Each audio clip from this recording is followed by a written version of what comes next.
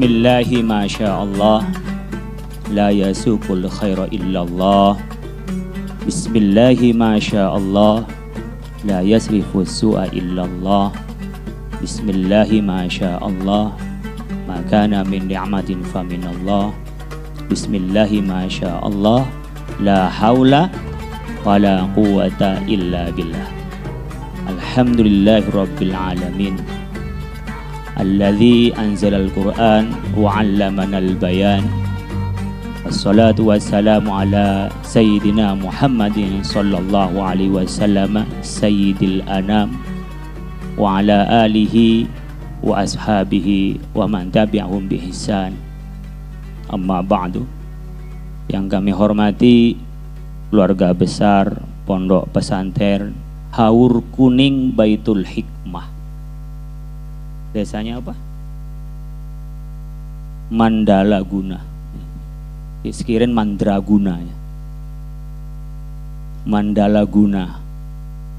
Saya ingatnya Mandraguna, Kecamatan Salopa, Kabupaten masuk Tasikmalaya ya. Ke kanan kena Ciamis, ke kiri ke Pangandaran.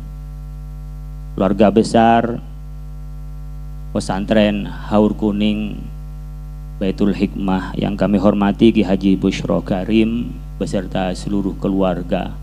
Ini keluarganya mirip dengan keluarga saya.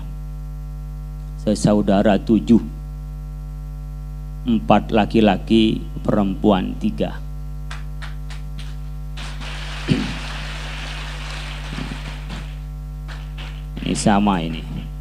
Ki Busyro Karim, Deres Haji Unang Mulyadi, Ki Haji Acep Solahuddin Munawar, kemudian Ki Haji Ismail Hasan, Nur Malasari,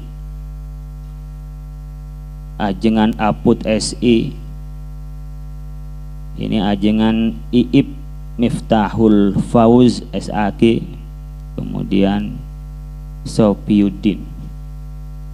Ini keluarga perlu ditiru oleh kita semua, berbagi tugas. Ada yang bagian mengasuh pesantren, ada yang bagian menjadi kepala sekolah, ada yang bagian mendirikan perguruan tinggi, ada yang bagian politik. Ini keluarga yang lengkap. Ada yang bagian pemain gelandangan, ya, ada yang pemain penyerang, ada yang menjaga gawang. Ya. Ini sebenarnya yang digambarkan dalam Quran itu, falaula nafara min kulli firqatin minhum ta'ifatun liyatafaqahu fiddin wal yunziru qaumahum idza raja'u ilaihim la'allahum yahdharun. Ketika perang Tabuk itu Rasulullah diperintahkan oleh Allah Subhanahu wa taala, ada yang pergi perang, sudah siap bertempur di lapangan. Tapi jangan semuanya ikut perang. Harus ta'ifatun falaula nafara min kulli firqatin minhum ta'ifatun, harus ada ta'ifah, kelompok liyatafaqahu fiddin, untuk tafaqquh fiddin. Ada kiainya, ada ahli agamanya. Jadi jangan semuanya jadi politisi, jangan menjadi birokrat, jangan semua jadi teknokrat, tapi harus ada yang menjadi kiai dan menjadi ulama. Sama ibu bapak sekalian punya anak begitu. Ya, ada yang jurusan teknik, ada yang kedokteran, boleh ada yang namanya arsitek dan seterusnya. Tapi harus ada di antara itu yang mempelajari dan mendalami ilmu agama. Nanya yang alumni sudah agak sepuh, anak saya 4 kiai. Nyatanya semuanya ini jurusan umum semua. Psikologi, yang satu informatika, yang satu kedokteran, udah semuanya. Sementara nggak ada satupun dari anak saya yang jurusan agama, nggak ada yang mau mondok. Kemudian istri saya pabriknya sudah tutup, Gimana caranya ini? Nah, buka pabrik. Ini bapak-bapak ini ya. Nggak disukai sama ibu-ibu. Besok nggak usah ngundang ke Kholil lagi, apa diajarin nggak bener katanya. Nah, yang saya maksud Bapak Ibu sekalian, kita ada banyak peran tugas seperti keluarga ini. Oleh karena itu para alumni yang hadir pada kesempatan ini, mari kita menteladani dari keluarga guru kita. Saya juga melihat keluarganya Kiai Maimun Zubair. Itu ada yang politisi, tapi dia dari lulusan Syria seperti Gus Yasin Taj Mahal itu. Taj Yasin itu Gus Taj Yasin. Kemudian Kiai Abdul Ghafur Maimun dan seterusnya. Itu berbagi tugas semuanya. Jadi Bapak Ibu sekalian, saya terus terang aja merasa bangga hadir di tengah-tengah adik-adik sekalian dan keluarga besar Haur Kuring Baitul Hikmah.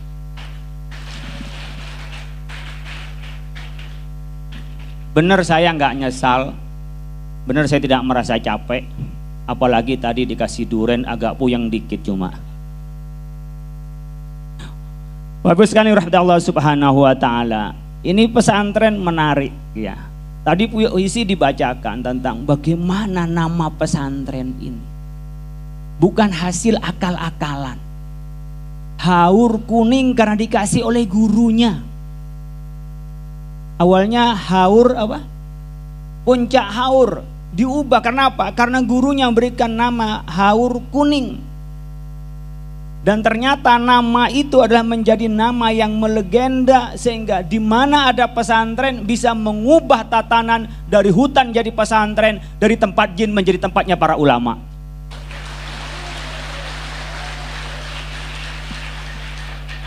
Ini harus ditiru oleh kita tentang pentingnya mentaati guru. Yang sekarang sudah mulai luntur orang menghormati guru. Karena apa? Banyak di antara kita yang gurunya Profesor Dr. Kiai Haji Google MSI alaihi salam. Gak jelas gurunya. Ya. Ditanya apa-apa langsung dibuka googling. Apalagi sekarang sudah ada AI, artificial intelligence. Gak jelas gurunya. Makanya man ta'alam bi ghairi muallimin fa muallimuhu asyaiton. Yang belajar tanpa dibimbing oleh guru, gurunya siapa? Syaitan. Ini yang melahirkan aliran-aliran sesat. Akhirnya ada orang yang ngaku nabi. Ya. Macam-macam itu. Saya waktu lalu itu jadi saksi ahli yang ketika penodaan agama kece itu. Kece apa kace? Kece itu. Saya di 3 hari di situ. Banyak sekarang ini para mufti, tukang fatwa. Itu nggak ada yang belajar agama. Belajarnya apa? Belajarnya kepada Syekhuna Google MSI. Tapi di sini di pesantren Haur Kuning Baitul Hikmah jelas gurunya, jelas sanadnya dan nyambung ilmunya kepada Rasulullah Sallallahu Alaihi Wasallam. Ini yang akan memegang tentang kebaikan di dunia sampai akhirat. Maka ibu bapak sekalian yang anaknya mau nyantri, desak-desakan di tempat ini, itu adalah nikmat dari Allah. Banyak orang-orang kaya, banyak orang-orang hebat yang ingin anaknya nyantri, nggak bisa nyantri. Setiap tahun di pesantren saya, ini saya banyak santren saya, ini orang yang nyantri, yang orang tuanya nggak pernah nyantri. Kalau di sini umpamanya yang orang tuanya nyantri, ketika disantrenin ada apa-apa tuh orang tuanya sudah kuat. Udah nggak apa-apa, terserahlah. Mau kayak apa sakitnya biarin di pondok, nanti bener sendiri. Kalau bapaknya nyantri. Kalau ibu bapaknya nggak nyantri, yang nggak betah itu bukan anaknya, ibu bapaknya yang nggak betah. Dan biasanya yang begini nyalah-nyalakan ustadznya. Karena dianggap ustadznya itu nerima bayaran, dianggap bayaran itu adalah kayak kita sedang jadi kuli. Tidak cukup Bapak Ibu sekalian. Dunia dan seisinya untuk bayar guru-guru yang ada di pesantren tidak cukup. Man 'allamani harfan wahidan in syi'ta ba'ah wa in syi'ta a'taqah. Sayyidina Ali mengatakan, orang yang mengajarkan satu huruf saja, kalau mau silahkan saya dijual atau saya dimerdekakan jadi budak itu. Untuk apa? Karena kita bisa selamat di dunia, jelas arah hidupnya, jelas arah bagaimana di akhirat. Karena apa? Karena ada tuntunan yang diajarkan oleh guru-guru kita. Bapak ibunya jarang ngajarin, bapak ibunya jarang nuntun. Pas nakal di pondok, gurunya, bapak ibunya nyalain gurunya. Padahal yang gak beranak siapa? Siapa yang ngelahirin? Yang disalahkan bapak ibunya.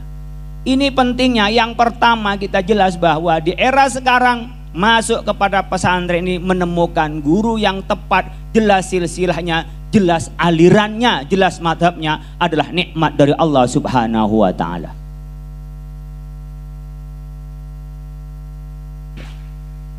Yang pertama, nama dari nama Haur Kuning. Ingat, ada guru. Makanya kemanapun ya, saya ini alumni Sidogiri ya, saya alumni Sidogiri. Tapi meskipun saya sudah doktor, tidak bisa saya merasa lebih pintar daripada guru-guru saya yang Sidogiri. Bedanya pesantren dan sekolah mana Pak? Sampai ke ujung langit pun, alhamdulillah saya paling ujung barat Maroko itu, saya pernah sekolah di sana 3 bulan. Saya ujung timur sana, saya di New Zealand, saya pernah juga nyampein di situ. Yang dekat-dekat di Enyo, di Australian National University, saya pernah kursus di sana. Di National of Singapore saya juga pernah di sana. Dari pesantren Bapak Ibu sekalian, kita bisa kemana-mana dan tetap kita kembali guru kita yang sebenarnya adalah guru di pondok pesantren. Jadi kemanapun kita nggak bisa mengatakan pintar sendiri. Kalau nanti merasa lebih pintar dari gurunya, akan hilang ilmunya, lupa ilmunya. Coba bagaimana Alfiyah Ibnu Malik ketika mengatakan wa taqtadi ridwan bi ghairi sukhti, qala Muhammadun huwa ibnu Maliki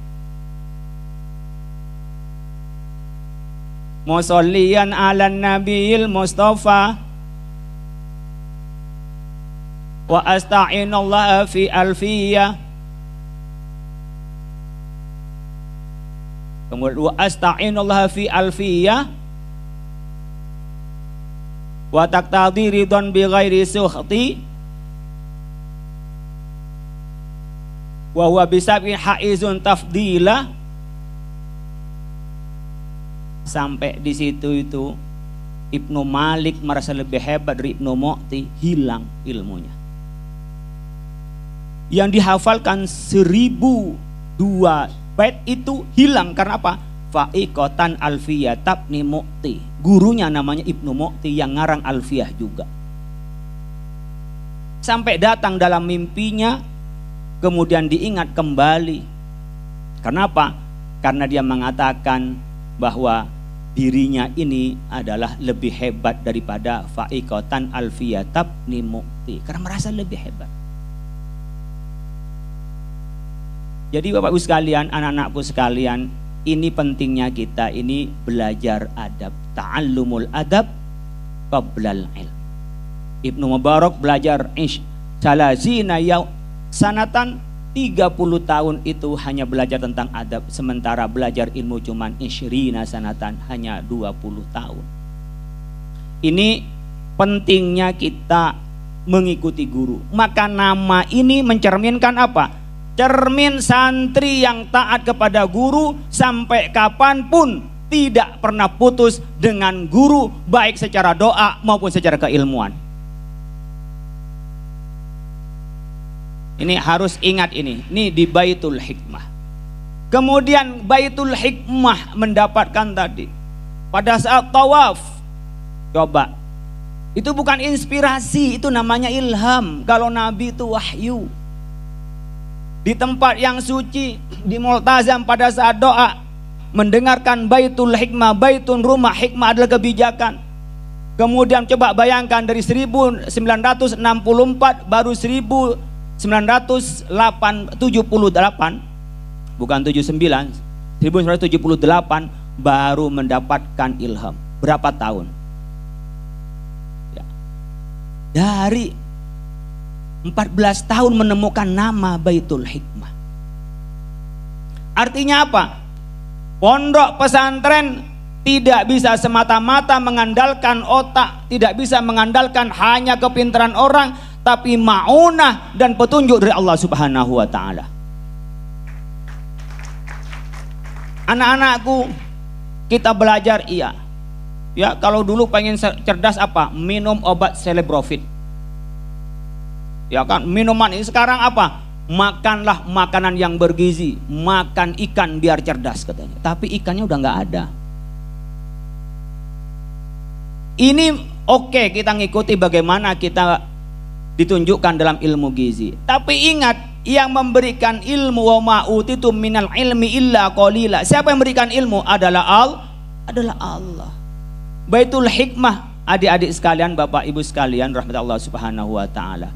Itu adalah mencerminkan tentang pustaka atau perpustakaan yang besar atau rumah riset yang besar yang didirikan oleh Harun ar-Rasyid. Mencapai gemilangnya adalah pada zaman Al-Ma'mun, pada pemerintahan Abbasiyah, di mana keilmuan, the golden age of area atau of knowledge, itu di saat itulah didirikan Baitul Hikmah. Ilmu-ilmu Yunani, ilmu-ilmu filsafat, ilmu-ilmu kedokteran diterjemahkan, dikolaborasi sampai bertemunya ilmu kalam dengan ilmu akidah dan tauhid, dielaborasi pada Baitul Hikmah ini.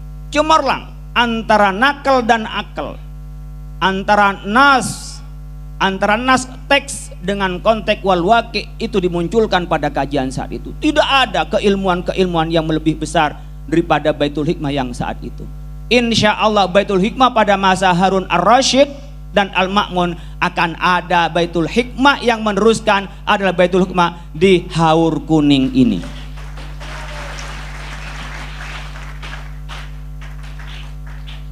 Anak-anakku, ini penting saya sampaikan karena pas milad ke-60 ya, nggak mudah. Di puisi tadi ketika almarhum Kiai Saifuddin Zuhri itu wafat, seakan-akan lepas, bagaikan ayam yang ditinggalkan oleh induknya. Siapa lagi? Ternyata Allah itu selalu memberikan ganti.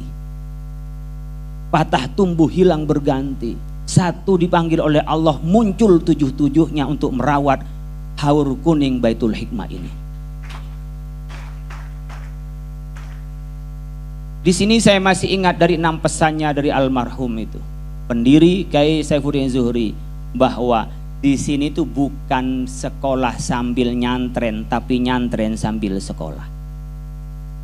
Pesantrennya utuh, salafnya utuh, formalnya pun dibuka. Ngajinya bener, jangan sampai tidak ngaji. Bahkan gak perlu banyak-banyak katanya beliau dalam pesan, yang penting ngaji. Ternyata ngaji ada, perguruan tinggi juga ada. Ada ngaji, ada kaji. Gak banyak orang yang bisa dua, mengaji dan mengkaji. Mengaji itu sifatnya tuntunan dogmatis bahasanya. Doktrin itu mengaji. Tapi mengkaji adalah mengkritisi budaya akademik. Kita bisa mengoreksi, kita bisa mengambil pelajaran-pelajaran lebih besar dari penelitian, menemukan hal yang baru, bahkan bisa mengkritik yang lama. Tapi insya Allah di tempat ini ada pengajian, ada pengkajian, dan itu ada Baitul Hikmah. Jadi ibu bapak sekalian, di pesantren ini insya Allah nanti itu akan memunculkan seperti lirraf'i wan nasbi wa jarrina sholah, lirraf'i wan nasbi wa jarrina sholah. Mau tinggi, mau punya jabatan, mau jadi orang kecil, sholah pantas aja. Adik-adik sekalian, menjadi orang kaya pantas, menjadi orang miskin sudah biasa. Jadi kalau kita ini miskin nggak kaget, mau dulu udah miskin kok. Jadi orang-orang NU, orang-orang pesantren kalau harus siap miskin Pak, bukan harus siap, sudah menjalani miskin kok dibilangin siap kok. Tapi kaya, siap. Itu sikapnya santri. Lirraf'i, mau naik sekarang, alumni pesantren nggak usah khawatir adik-adik sekalian. Saya sama dengan kalian, kayak nggak ada harapan, nggak tahu bagaimana di luar. Tapi Allah berikan segalanya. Yang penting pada saat di pesantren kita minta kepada Allah. Coba lihat, alumni pesantren jadi presiden, ada. Gus Dur, Wapres, ada siapa? Kiai Ma'ruf Amin. Menteri, nggak kehitung. Anggota DPR, nggak kehitung. Sekarang, putra dari Kiai Saifuddin Zuhri akan masuk menjadi calon wakil bupati. Nggak apa-apa bagi tugas. Politik itu bukan hal yang najis.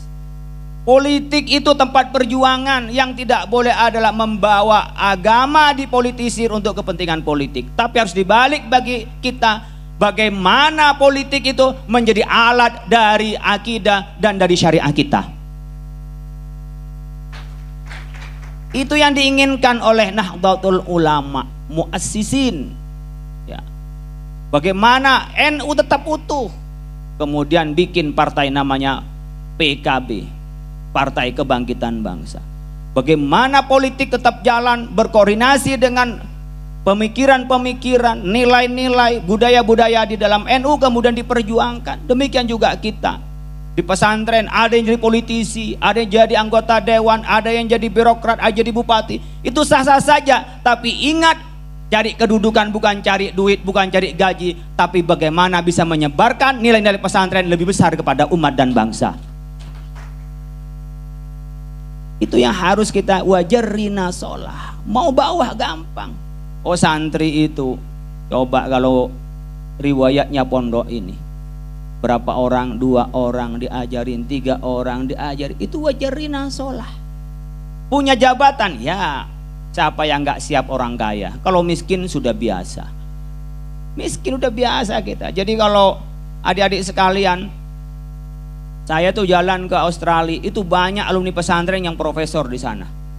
Saya ke Jepang, saya sudah 3 kali ke Jepang. Di sana itu profesor di sana yang paling pintar, yang menguasai tentang tata alam di sana, itu profesor yang dulu lulusan pesantren. Ketika saya short course di Inggris, di Leeds University, saya main ke Oxford University. Yang jadi guru besar di sana adalah alumni pesantren. Banyak di beberapa negara itu yang alumni pesantren. Saya sudah lebih dari 40 negara yang saya jelajah itu. Ketemu dengan orang-orang yang alumni pesantren yang hebat-hebat di sana, yang mungkin dulu seperti kita-kita ini yang tak pernah berpikir untuk bisa keliling dunia.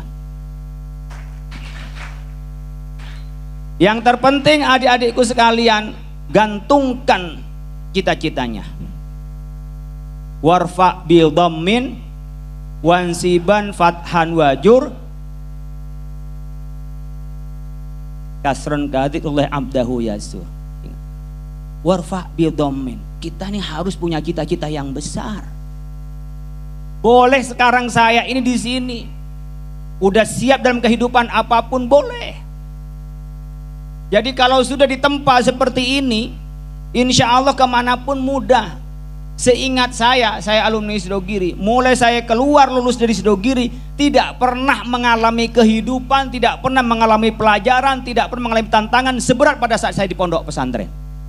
Maka santri-santri Baitul Hikmah keluar dari sini adalah menjadi orang hebat yang tangguh bisa menghadapi apapun.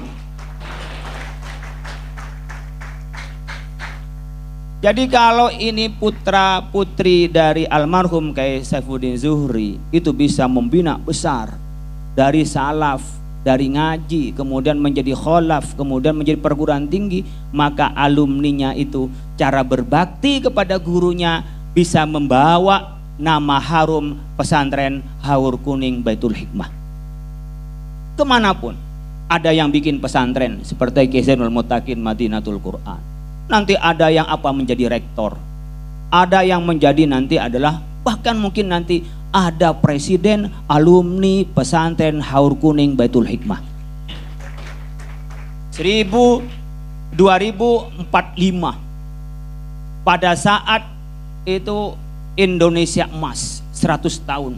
Pesantrennya apa? Alumni Haur Kuning Baitul Hikmah. Jadi presiden, jangan tanggung-tanggung. Gak usah merasa, wah saya gak mungkin Pak. Hilangkan merasa tidak mungkin itu, hilangkan. Tidak ada yang mulia di dunia ini kecuali karena dua. Karena iman dan ilmu. Jadi jangan bilang saya bukan keturunan siapa-siapa Pak. Saya bukan keturunan Nabi. Keturunan Nabi, siapa bilang bukan keturunan Nabi? Semua ini keturunan Nabi, Nabi Adam. Kalau yang tidak ada keturunan Nabi, berarti keturunan Darwin dia. Kita ini dibikin kecil hati gitu loh. Jangan bikin kecil hati. Kita sama-sama manusia. Laqad khalaqnal insana fi ahsani taqwim. Ingat, kita ini dicipta yang paling baik. Jadi tidak ada strata di antara kita ini karena keturunan siapa, karena keturunan siapa. Semuanya sama. La farqa baina Arabin wala ajamin. Tidak ada bedanya Arab mau orang non Arab itu sama. Illa bittaqwa, kecuali dengan takwa. Maka yarfa'illahu alladhina amanu minkum walladzina utul ilma. Hafal semua. Itu harus jadi keyakinan, bukan hanya lomba atau ceramah muhadharah. Dijadikan keyakinan, yarfa'illahu alladhina amanu minkum. Syaratnya Allah angkat harus beriman. Walladzina utul ilma darajat. Harus punya ilmu. Mau anaknya siapapun tidak bisa dipastikan masuk surga kalau tidak beriman.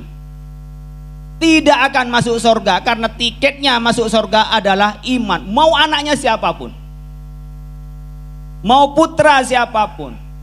Begitu juga Allah akan angkat kalau iman itu juga berilmu.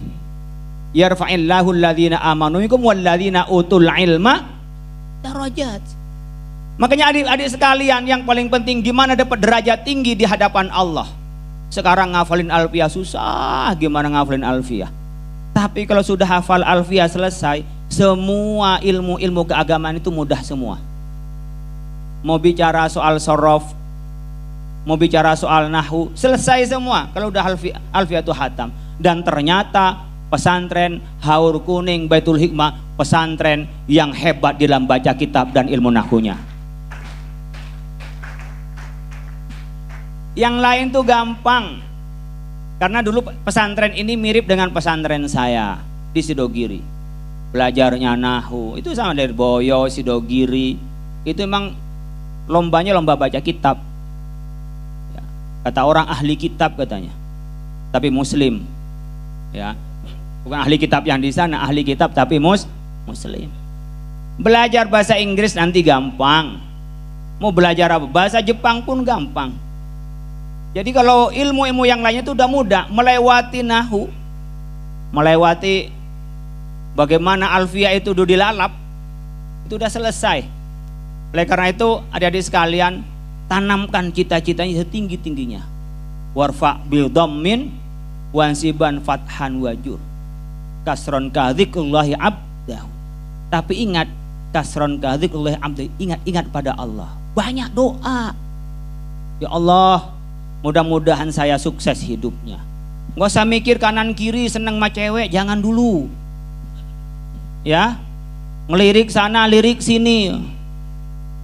Sudah wajahnya nggak cakep, nggak pinter lagi. Apa yang mau diharapkan?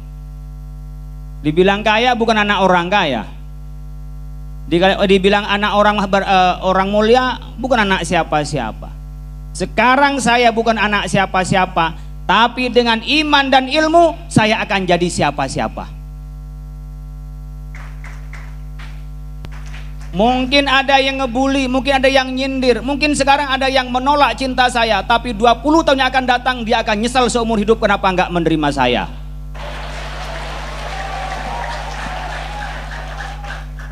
Harus begitu, harus gentle ya. Laki-laki itu bukan hanya orang bersolek terus ya, mandinya sampai 2 jam itu baru keluar gitu, disabun sana sabun sini, dasarnya jelek-jelek aja itu.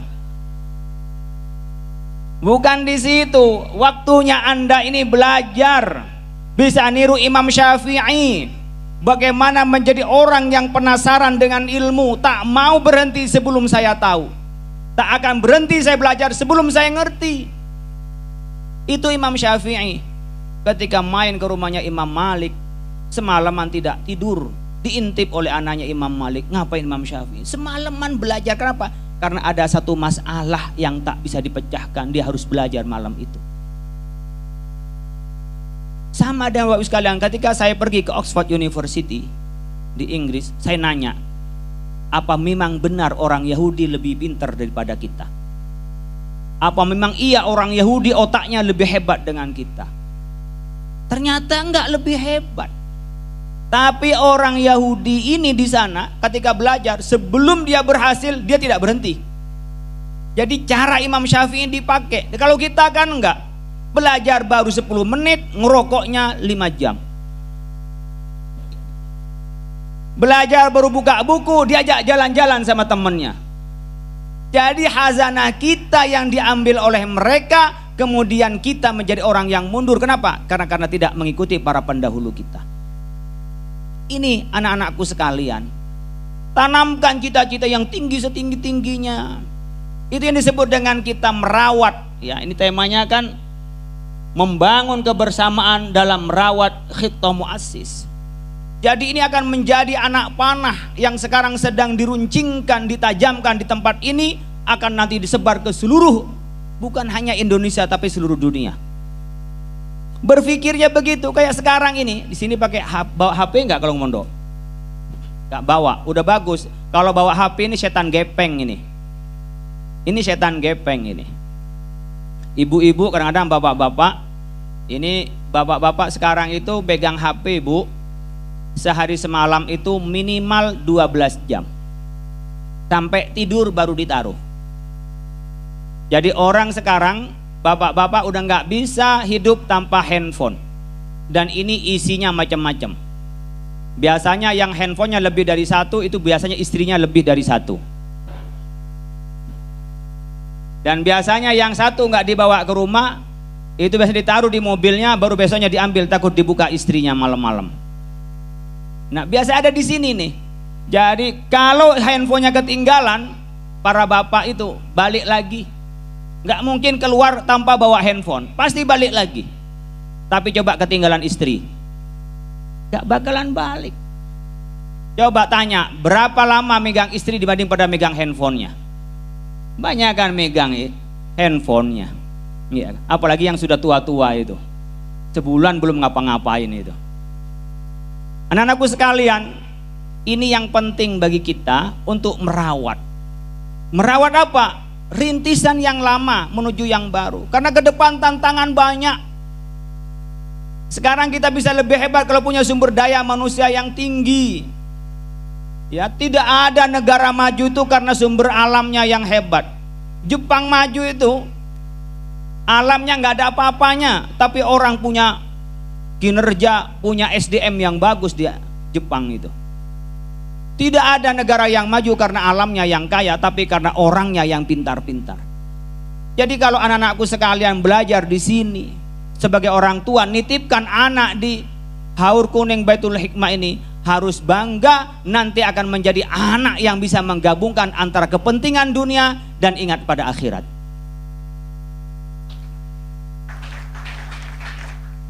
Coba sekarang banyak orang ingin niru pesantren dengan cara namanya boarding school. Masuknya itu 500 juta. Serius ini di sana. Di sini masuknya berapa? 300 juta ya. Kirimannya per bulan di sana berapa? 25 juta. Selesai, nggak jadi apa-apa, malah bingung karena biasa terlalu dimanja. Ingin niru bagaimana pesantren yang dididik dengan karakter yang kuat.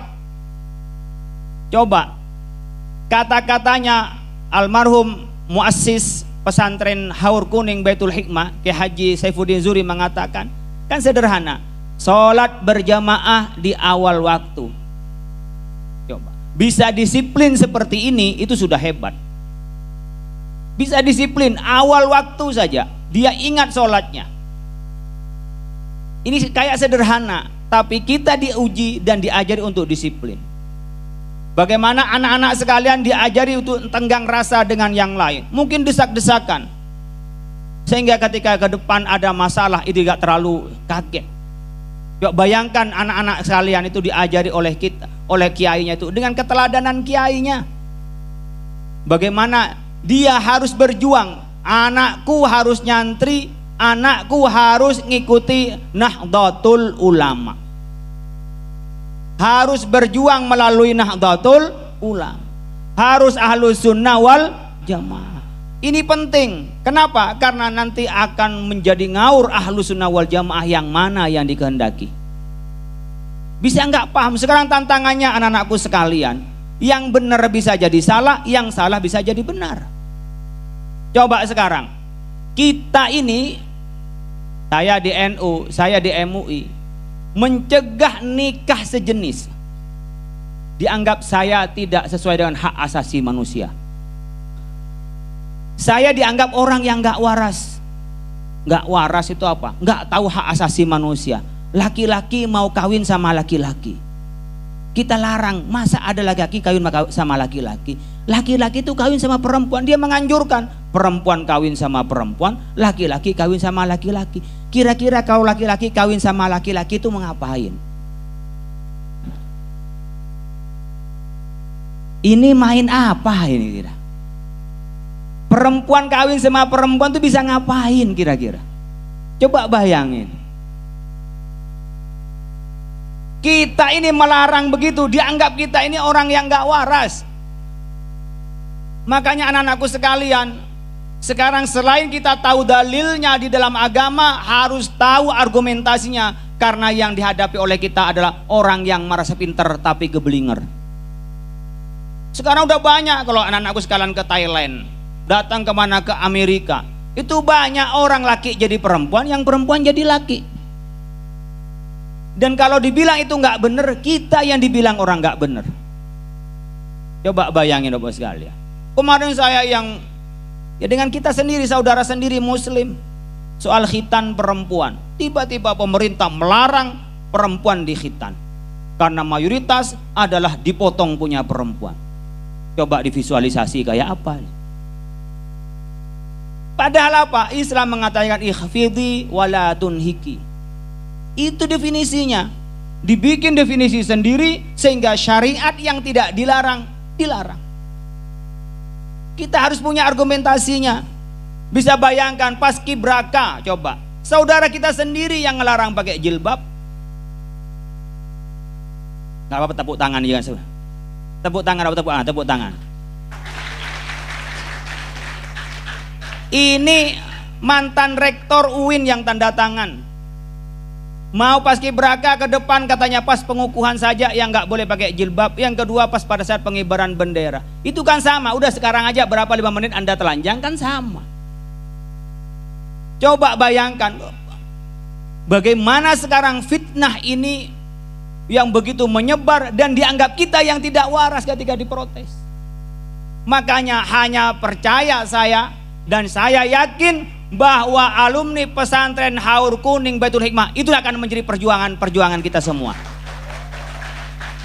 dan akan menjadi pejuang Islam di masa yang akan datang. Saya punya keyakinan itu. Kenapa? Kuat berkenaan dengan imannya, kuat keilmuannya, kuat argumentasinya. Belajar di pondok, bahsul masail, bantah-bantahan, belajar di pondok biar nanti kalau keluar dibantah orang kita nggak bingung. Ya. Itu pelajaran, bukan bantah-bantahan beneran. Sama dengan adik-adik sekalian, belajar ceramah muhadharah. Karena ke depan apa? Kita akan mendapat tantangan-tantangan yang besar. Sekarang kita berhadapan dengan orang yang menjadi santrinya Google itu. Mereka menjadi mufti yang paling hebat, bahasanya yang paling hebat. Bahkan mereka bacaan Qur'annya tidak fasih. Kalau coba lihat di rest area, lihat di mall, tidak disuruh ke depan, langsung jadi imam dia. Lalu baca Alhamdulillahirrabbilalamin Ar-Rahmanirrahim. Kita jadi bingung di belakangnya, ini mufaraqah apa enggak ini. Makanya ke depan adik-adik sekalian, di sini tawadhu. Tapi ketika keluar dari sini, bermain di lapangan, berjuang di masyarakat, jangan terlalu tawadhu. Kadang-kadang santri mau keluar, silahkan ngimamin, enggak, saya enggak pantas. Akhirnya apa? Diambil orang tempat itu. Maka anak-anakku nanti saya pesankan, kalau sudah keluar dari pesantren Haur Kuning Baitul Hikmah, Anda sudah mumpuni, disuruh mimpin, jangan tolak, langsung dipimpin.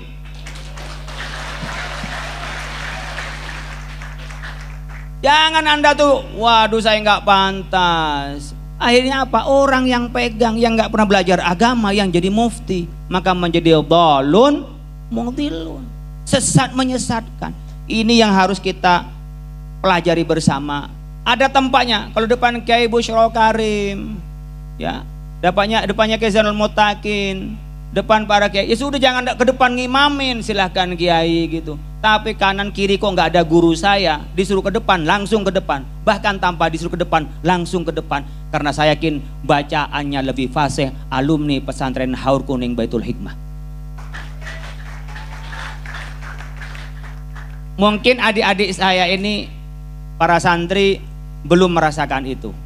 Insya Allah 5 tahun paling lama 10 tahun yang akan datang, Anda keluar, ingat bahasa saya ini, akan menemukan yang seperti itu. Kalian yang menurut ajaran orang tua sudah benar, di pondok sudah benar, tiba-tiba Anda itu disangkal dengan dalil yang Anda tidak pernah dengar sebelumnya. Maulid Nabi dibilang bid'ah lah, tahlilan dibilang bid'ah lah, akan menemukan itu kalian. Wong menghargai guru, berdiri pada guru, dibilang nggak boleh kita berdiri kepada guru. Akan ketemu seperti itu. Oleh karena itu, sekarang Anda selain belajar dengan hukumnya, tapi harus tahu dalil-dalilnya. Kenapa? Tantangan Anda besar di masa yang akan datang. Ini kita baru tahun 2024, bisa dibayangkan 2045. Maka tantangan akan lebih besar dan kalian akan mendapatkan tantangan itu. Oleh karena itu, adik-adik sekalian di pesantren kita teguhkan. Ingat, lahan perjuangannya di mana? Pesan almarhum muassis di Nahdlatul Ulama. Kenapa perlu berjuang di Nahdlatul Ulama? Kita ini menjelaskan tentang sesuatu harus ada ilmunya. Al ilmu dinun, fanzuru amman ta'khuduna dinakum. Ingat, dan Nabi, ilmu itu agama. Dari mana Anda akan ngambil agama? Jangan sembarangan. Kalau informasi boleh, research boleh, tapi agama ini spesifik, ada gurunya. Gurunya dari gurunya, gurunya dari gurunya, guru dari gurunya, menjadi ulama warasatul anbiya. Wa annal anbiya lam yuwarrisu dinaran wala dirhaman walakin warasu al ilma. Faman akhadahu faqad akhadha bihadzin wafirin.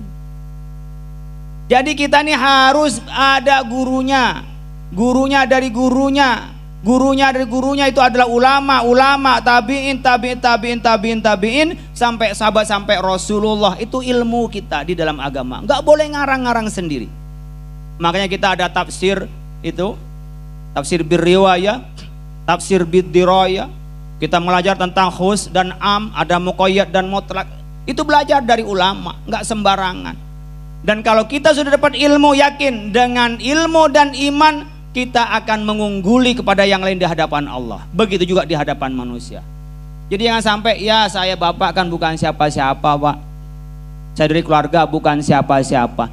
Insya Allah dengan ilmu dan iman akan menjadi siapa-siapa. Jadi jangan sampai kita terpengaruh dengan, wah ini keturunan siapa, wah ini anaknya siapa. Semua bisa. Almarhum muassis itu, apakah karena orang tuanya hebat banget, orang tuanya hebat? Tidak. Pada saat itu dia punya ilmu dan mau punya iman dan mau juga mau merintisnya, berdirilah pondok ini. Jadi siapapun bisa. Anak-anakku nanti bisa menjadi pilihannya sendiri, bakatnya di mana. Tapi ingat seperti Al-Ghazali mengatakan, al-asas al-ulum ad-diniyah, dasarnya harus ilmu agama. Kalau ilmu agamanya sudah kuat, mau terbang kemana, mau ilmu apapun tidak akan terpengaruh. Tapi kalau ilmunya tidak kuat, akan hilang, nggak ada dasarnya. Oleh karena itu kita ilmunya kuatin. Dari siapa kita mendapatnya? Jelas. Kalau dari Nahdlatul Ulama, laulal isnad laqala man syaa ma syaa. Kalau tidak ada mata rantai keilmuan, maka siapa saja bisa ngomong apa saja. Dan artinya apa? Agama jadi mainan dan agama menjadi tidak berarti. Ini penting saya sampaikan karena juga ada wali santri, ada alumni. Biasanya suatu pesantren itu akan diukur dari mana? Dari para alumninya. Ketika saya datang umpamanya ada namanya perguruan tinggi Al-Akhawain di Maroko, di ujungnya Maroko, Al-Jami' Al-Akhawain.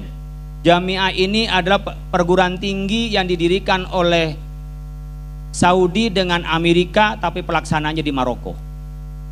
Tanda bukti bahwa perguruan tinggi itu berhasil kalau perguruan tinggi semuanya setelah lulus tidak ada yang nganggur. Kalau perguruan tinggi yang diluluskan itu adalah nganggur berarti perguruan tingginya tidak bonafid. Maka Al-Akhawain, orang baru semester 5, semester 6 sudah ada yang mesen untuk bekerja di perusahaan. Tanda berhasil. Di pesantren ini berhasil tidak berhasilnya di antara dalam pengujian akreditasi adalah alumninya kemana saja. Insya Allah alumni pesantren tidak ada yang nganggur, minimal akan bekerja di depan mertuanya. Nggak ada santri itu yang nganggur. Kenapa? Sekecil apapun anak kecil sebelah rumahnya diajari ngaji. Bagaimana dia bisa ceramah? Bagaimana dia juga bisa ngajar? Dimanapun dia bisa juga isi majelis taklim. Tidak ada nganggurnya. Mulai dari yang paling kecil sampai paling besar, alumni pesantren itu siap untuk melaksanakan. Kan nggak ada pesantren santri yang nganggur, apalagi yang alim. Belum lulus sudah banyak yang mau ambil menantu, belum selesai sudah banyak yang mau ngasih beasiswa. Jadi anak-anakku sekalian, mumpung di pesantren ini, mari kita teladani para pendahulu kita. Harus kita bekerja lebih dulu, beramal lebih dulu. Jangan nunggu dihormati orang. Wa quli amalu fa sayarallahu amalakum wa rasuluhu wal mu'minun. Kerjakan dulu, lakukan dulu, nanti baru kita akan disaksikan oleh banyak orang. Jangan kita menunggu diberikan penghargaan, apa kata orang. Kita bekerja. Jadi dimanapun kita berada, jangan nunggu punya jabatan, jangan nunggu kita mendapatkan posisi. Dimanapun berada, apapun yang bisa dikerjakan, Anda kerjakan.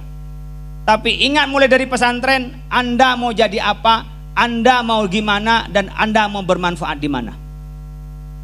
Dari pesantren sudah ada dalam pikiran. Jangan sampai adik-adik sekalian, kok nyantri, saya nggak tahu, disuruh orang tua, mau jadi apa, nggak tahu. Jangan sampai. Harus ada dalam pikirannya, saya mau jadi orang alim. Karena sudah punya pikiran, punya orang alim, saya setelah di pesantren Haur Kuning Baitul Hikmah, saya akan teruskan ke Mesir, saya akan teruskan ke Syria, saya akan teruskan kemana? Ke Singapura, saya akan teruskan ke Australia, saya akan teruskan kemana? Ke Inggris, saya teruskan ke Amerika. Ada dalam pikirannya. Kalau sudah punya keinginan, baru disiapkan dengan apa? Pertama, doa. Tahajud yang kita lakukan sebelum subuh itu diniatkan untuk mencapai cita-citanya. Kemudian setelah itu, anak-anakku sekalian, kita belajari apa yang kita inginkan. Selain pelajaran-pelajaran kelas, coba sambil baca yang lain. Apalagi yang sudah SMA, yang sudah MAN itu. Mau jadi apa?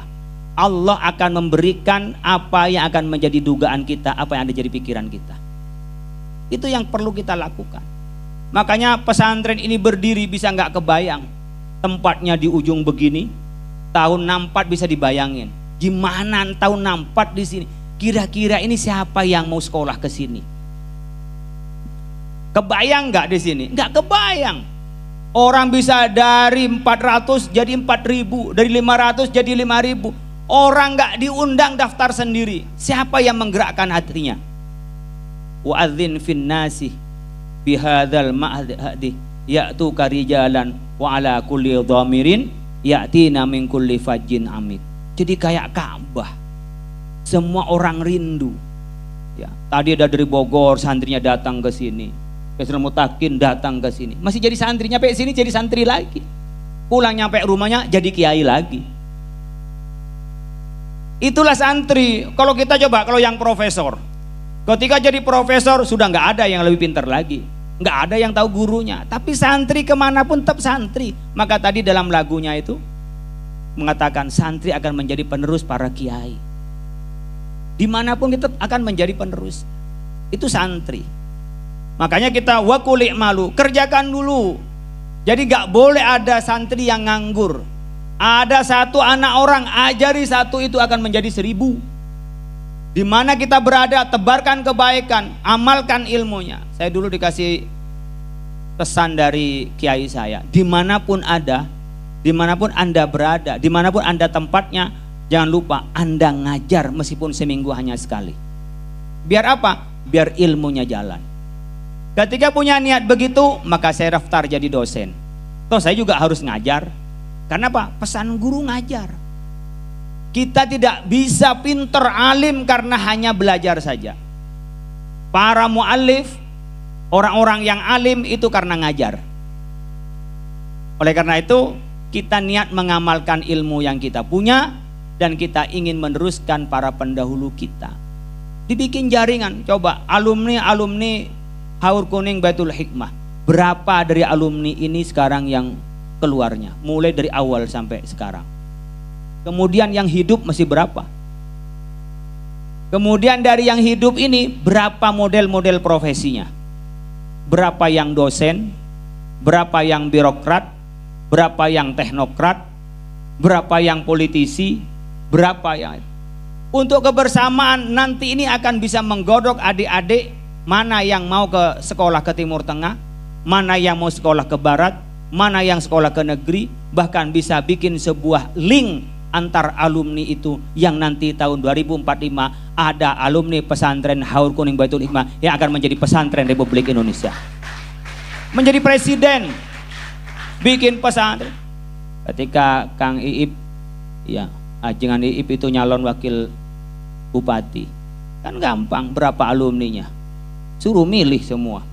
Jadi kalau nanti alumni di sini satu nyebar di Papua, nyebar di Sulawesi, nyebar di sana. Kemudian ada alumni pesantren sini yang hebat nyalon jadi presiden, jadi presiden. Ke sana kita niatin perbaikan, bukan hanya saya gaya-gaya mereka, tidak, tapi kita ingin benahi Indonesia itu melalui agama kita, melalui akhlak kita untuk kita menyebarkan di Indonesia. Karena perjuangan dengan politik lebih cepat daripada kultural. Yang kiai terus kiai, yang ngajar terus ngajar, yang teknokrat terus teknokrat. Tapi ada yang politik, ada yang birokrat, itu yang harus maju untuk memperbaiki bangsa ini. Itu niatnya begitu. Jadi jangan berpikir hanya yang penting saya enak.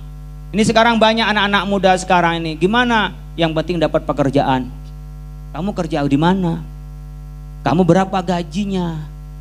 Banyak sekarang ini pendidikan dengan pendidikan merdeka itu hanya berpikirnya magang di mana, bekerja di mana. Lupa keilmuan. Pendidikan itu menciptakan karakter, dan dari karakter adalah keilmuan, bukan cari pekerjaan. Ini banyak yang salah. Bolehlah yang orang tidak punya keilmuan, otak yang bagus, kepintaran yang bagus, dia menjadi vokasi pekerjaan. Tapi kalau semua pendidikan hanya untuk menjadi kerja, maka kita hanya menciptakan kuli-kuli, sementara yang punya perusahaan adalah orang asing di Indonesia ini. Ini harus kita khawatirkan. Maka nanti harus berpikir bagaimana menciptakan lapangan kerja. Ini pesantren 4.000, bikin klinik, udah jadi rumah sakit. Santri 4.000 dengan masyarakat, bikin apa? Minimarket, udah jadi minimarket. Kan banyak kiai-kiai yang kaya itu sekarang. Bukan dilarang jadi orang kaya. Saya ingin menyampaikan terakhir, adik-adik jangan berpikir pesantren itu, alumni pesantren menjadi orang yang sederhana. Jadi orang sederhana dalam arti miskin. Ya. Kenapa kok tidak kaya? Ya saya zuhud. Kok kenapa kok hidupnya kok kayaknya pelarat, pelorot, kumuh sana, wah saya ini zuhud. Itu bukan zuhud, melarat. Kaya diperintah kaya itu, tapi dengan cara yang benar dan tidak mencintai kekayaan. Karena kita diperintahkan untuk zakat. Al-fakir la yu'ti, nggak mungkin orang fakir itu bisa berzakat. Kita diperintahkan untuk haji. Nggak mungkin kita haji kecuali dibiayain orang. Kalau kita miskin. Bangun pesantren, nggak mungkin kalau nggak punya harta bangun pesantren. Yang salah itu adalah cara mendapatkan kekayaan dengan cara haram. Kemudian kita mencintai harta, tak pernah memberikan dan mensedekahkan harta kita. Itu yang tidak boleh. Jadi santri-santri harus kaya kalau bisa. Kalau nggak bisa, ya apa boleh buat, sabar. Jangan berpikir saya itu nanti apa adanya, tidak, berpikir kaya. Orang yang kaya bukan jadi pegawai, tapi dengan cara bisnis. Alaikum bitijara fa innaha tis'ata asyar rizqi. Bisnis lah. 90% jalannya harta itu dari bisnis. Banyak lahannya bisnis kok. Jadi jangan heran kalau ada kiai pebisnis. Asyaiban itu adalah orang terkaya. Satu rumah ini isinya adalah dinar semua. Imam Malik itu kalau orang datang, bukan dia itu menerima salam dari orang, tapi orang pulang dikasih salam, kasih dinar sama Imam Malik. Jadi bukan cerita orang miskin itu menjadi idola dari santri, bukan. Nabi miskin artinya tetap tawadhu. Nabi itu pernah memberi berapa? 6.000 dinar itu mas kawinnya. Berapa miliar itu? 4 miliar, 40 miliar. Miliaran banyak. Jadi Nabi itu kaya. Tapi tidak membuat kekayaan itu lupa kepada Allah.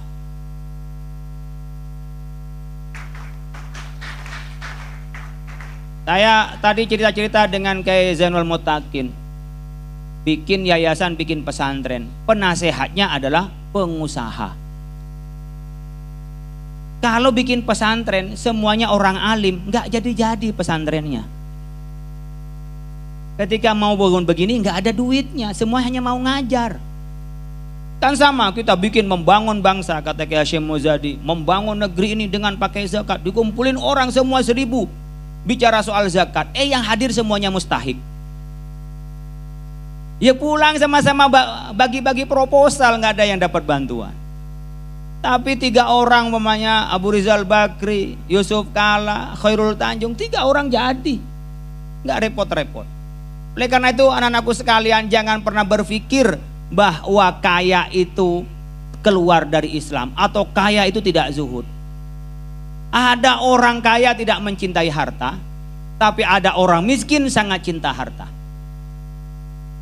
Jadi banyak orang miskin sampai mengorbankan jiwanya, mengorbankan normanya, mengorbankan dirinya untuk ngejar kekayaan. Tapi ada orang kaya nggak pernah ngitung dengan hartanya, semua jadi sedekah kepada orang lain. Ini penting ditanamkan pada jurusan ekonomi syariah di perguruan tinggi agama Islam Baitul Hikmah.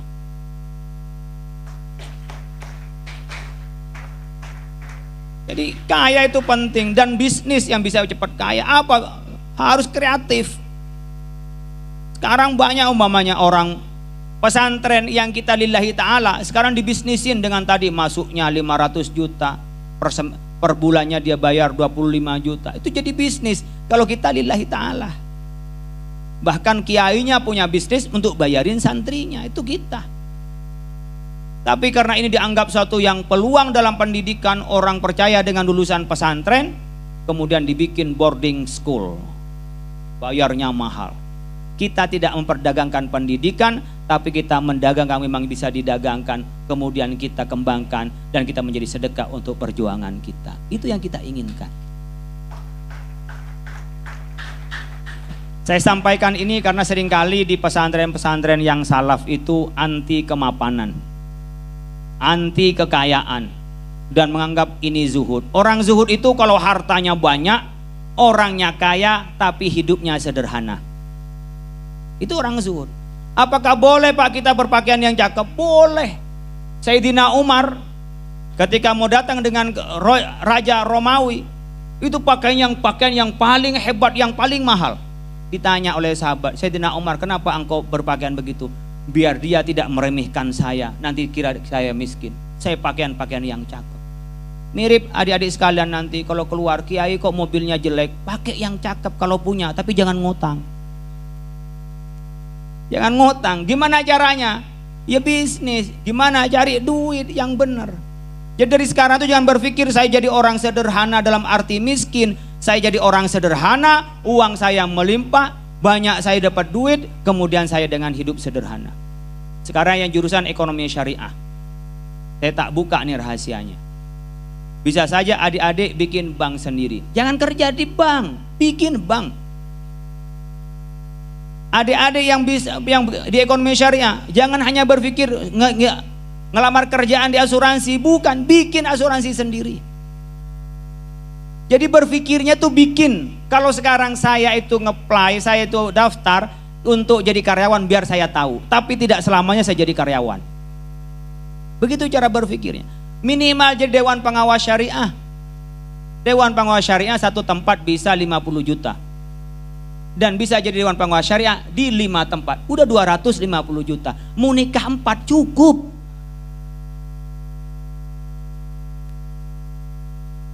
Ini beneran saya cerita di luar. Jadi kalau ceramah, lebihnya duit bisa bangun pesantren, ada. Dan itu halal kok, profesional. Siapa yang ngerti syariah? Santri pesantren Haur Kuning Baitul Hikmah. Yang di luar nggak belajar fikih, cuma belajar terjemahan, tiba-tiba dia jadi mufti kok. Masa kita yang hafal alfiyah, nggak mudah hafal alfiyah itu, hafal Quran, ngerti tentang fikih. Masa kita masih merasa nggak mampu? Paling perlu diajari bagaimana praktek di lapangannya, bagaimana cara di lapangan. Setelah itu berpikir, adik-adik santri itu jangan berpikir semata-mata saya hanya mencari kerja, saya mau bekerja. Tidak, saya harus menciptakan lapangan kerja yang orang kuliah kemana-mana bekerja di tempat saya. Ini dari pikiran ini, kayak sama dengan kita naik mobil berpikirnya pokoknya numpang mobil. Pernah kepikiran pengen belajar nyetir mobil? Kalau sudah berpikir nyetir mobil, dia udah berpikir punya mobil. Tapi kalau berpikirnya hanya berpikir bagaimana saya ikut mobil umum, berapa ongkosnya, selamanya akan menjadi penumpang. Jadi pikiranlah ana inda dhanni abdi bi, aku tergantung prasangka hambaku. Maka prasangka penting. Maunya sekarang berpikir bisa mobil. Kalau udah bisa mobil, nyetir mobil, baru caranya bagaimana beli mobil. Sama dengan berpikir ke luar negeri, bagaimana bikin paspor, kemudian ke luar negeri. Itu adik-adik sekalian, bapak ibu sekalian, merangsang anak-anak kita. Dan yang paling penting, orang tua sering membisikkan di bawah alam sadarnya kepada anak-anak kita. Bisikkan pada anak-anak kita, engkau akan jadi orang hebat. Engkau akan menjadi orang yang bermanfaat. Terakhir saya ingin sampaikan, udah mau jam 11, udah sejam lebih katanya. Zainul itu kalau ceramah sejam katanya. Oh 2 jam. Saya cerita sedikit. Tahadus bin nikmah. Saya ini kalau dari garis ibu memang nyambung seperti kakek Syukron. Itu 2 pupu sama ibu saya, Syukron Makmun. Kemudian juga yang ke Situbondo, kakek Asad Samsul Arifin. Itu ujungnya dari ibu. Tapi dari bapak, saya ini adalah orang pebisnis. Di keluarga kami, keluarga pebisnis. Nah, yang termiang-miang di saya, ini cerita pribadi, barangkali adik-adik bisa ngambil hikmah. Saya dulu tuh merasa hebat kalau saya bisa ngisi seminar. Jadi narasumber seminar. Kemudian saya diundang ke luar negeri. Saya memang diundang ke luar negeri, ke Bangladesh, itu udah hebat. Tapi saat itu saya masih kecil dibisikin sama abah saya, nak, kamu sekolah setinggi-tingginya, jangan berhenti sebelum habis belajar itu. Saat saya itu selesai sanawiyah, abah saya 2 sanawiyah itu abah saya meninggal, nggak punya biaya saya untuk nerusin. Saya sempat jualan baju.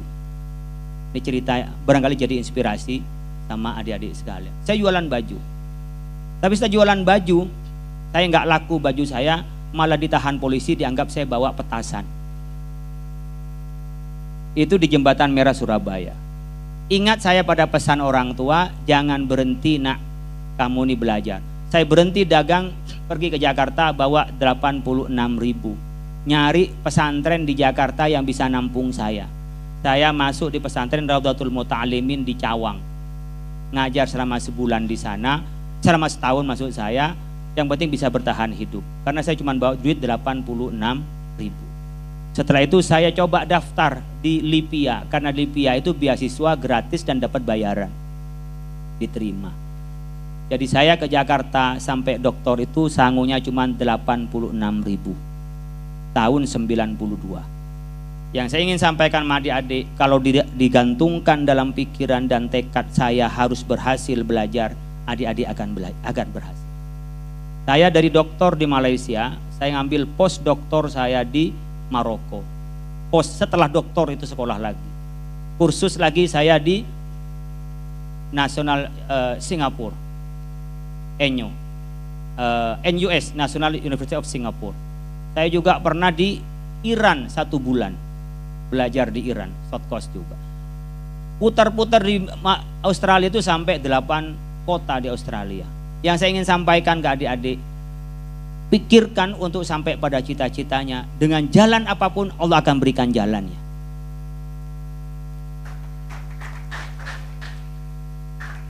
Biar saya ceritakan ke Ibu Syoro ketika ke rumah, saya bukan siapa-siapa.